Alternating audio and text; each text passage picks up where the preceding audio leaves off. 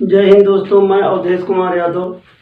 हम आज पढ़ाएंगे कार्बनिक रसायन के पार्ट हाइलो एल्केन या इसे ही कहते हैं एल्किल हाइलाइड और हाइलो एरीन। सबसे पहले हम पार्ट के बारे में आसान तरीके से आप लोगों को बताना चाहता हूं। हाइलो एल्केन, एल्केन का मतलब होता है मीथेन,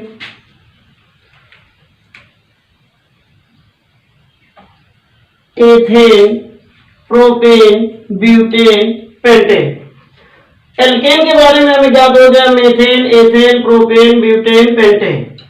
अब इसके बाद हम बताएंगे एल्किल हाइलाइड।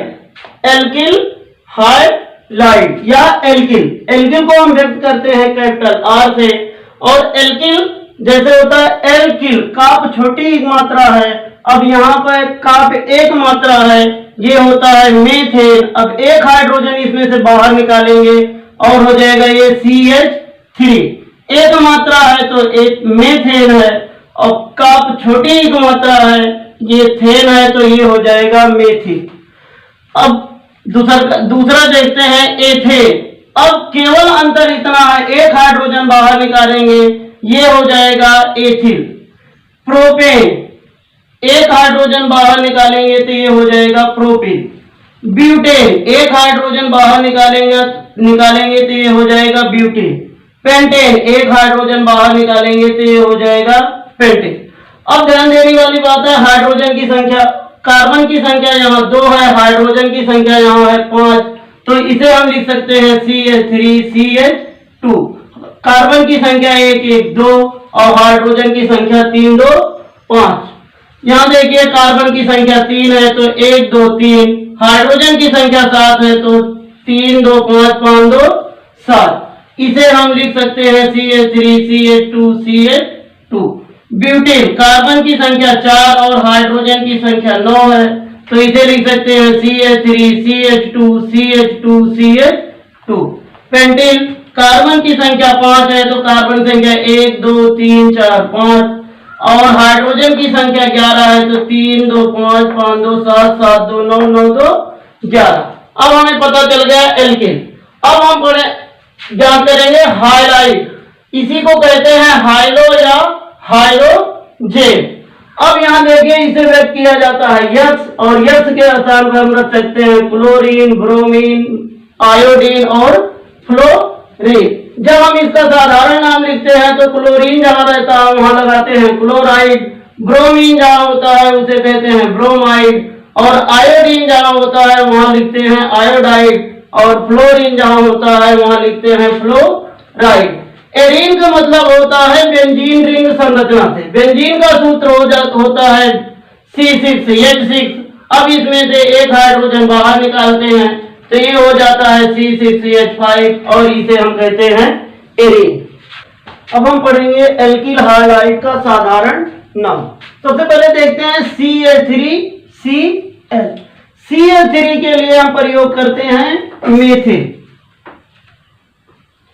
Cl के लिए प्रयोग करते हैं क्लोराइड, तो इसका साधारण नाम हो गया मेथिल क्लोराइड। अब अगला देखते हैं CH3Br। CH3 के लिए प्रयोग करते हैं मेथिल, Br के लिए ब्रोमाइड।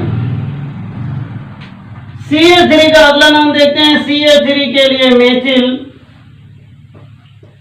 आयोडीन के लिए आयोडाइड। CH3 मेथिल और फ्लोरीन के लिए फ्लोराइड। अब देखते हैं CH3CH2Cl। कार्बन की संख्या कितनी हुई? C2। हाइड्रोजन की संख्या कितनी हुई? 3 2 5, और Cl। C2H5 के लिए प्रयोग करते हैं एथिल, और क्लोरीन के लिए क्लोराइड। इसमें देखिए कार्बन की संख्या 2, हाइड्रोजन की संख्या 5, C2H5 के लिए प्रयोग करते हैं एथिल, और ब्रोमीन के लिए ब्रोमाइड। कार्बन की संख्या 2, हाइड्रोजन की संख्या 5, तो एथिल। आयोडीन के लिए आयोडाइड। कार्बन की संख्या 2, हाइड्रोजन की संख्या 5, तो एथिल। और फ्लोरीन के लिए फ्लोराइड। तो ये हो गया एथिल फ्लोराइड। अब यहां देखना है कार्बन की संख्या 1, 2, 3, 3 के लिए हम और हाइड्रोजन की संख्या 3, 2, 5, 5, 2, 7। C3H7 के लिए हम प्रयोग करते हैं प्रोपिल। और क्लोरीन के लिए क्लोराइड। कार्बन की संख्या 1, 2, 3, हाइड्रोजन संख्या 3, 2, 5, 5, 2, 7। 7 के लिए प्रयोग करते हैं प्रोपिल। Br के लिए ब्रोमाइड। यहां भी प्रोपिल। आयोडीन के लिए प्रयोग करते हैं आयोडाइड।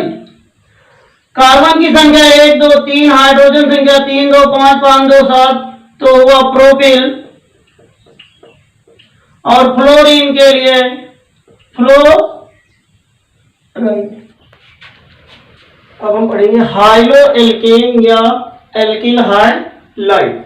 इसकी परिभाषा होती है एल्केनों के हाइलोजेन व्युत्पन्न हाइलो एल्केन या एल्किल हाइलाइड कहलाते हैं। अब सबसे पहले देखते हैं एल्केन। एल्केन मतलब होता है मेथेन, एथेन, प्रोपेन, ब्यूटेन। हाइलोजेन मतलब होता है कि क्लोरीन, ब्रोमीन, आयोडीन। व्युत्पन्न मतलब होता है उससे बना हुआ। अब ध्यान दीजिए एल्केन में रखते हैं CH4, ये होता है मेथेन। अब इसमें से एक हाइड्रोजन बाहर निकालेंगे, ये हो जाएगा मेथिल। जो हाइड्रोजन बाहर निकली है उसके स्थान पर रखेंगे क्लोरीन, इसे हम क्या लिखते हैं क्लोराइड। अब इसे दोनों को जोड़ेंगे तो ये बन जाएगा मेथिल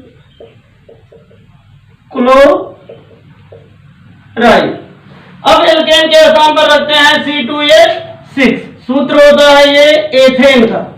इसमें से एक हाइड्रोजन निकालेंगे तो ये हो जाएगा एथिल। इसमें जोड़ेंगे Br, तो इसे हम कहते हैं ब्रोमाइड। तो ये हो जाएगा एथिल ब्रोमाइड। मेथेन, एक हाइड्रोजन बाहर निकाले Cl3, तो ये हो जाएगा मेथिल। इसके स्थान पर रखेंगे ब्रोमाइड, तो ये हो जाएगा मेथिल ब्रोमाइड। अगर हम एथेन के स्थान पर एक हाइड्रोजन बाहर निकाल के आयोडीन रखेंगे तो ये हो जाएगा एथिल आयोडाइड। अब ध्यान देने वाली बात, आर के स्थान पर हम पहले बता चुके हैं कि आर के स्थान पर हम रखे हैं मेथिल, एथिल या फिर प्रोपिल, ब्यूटिल, कुछ भी रख सकते हैं। एक्स के स्थान पर हम रखेंगे क्लोरीन, ब्रोमीन या आयो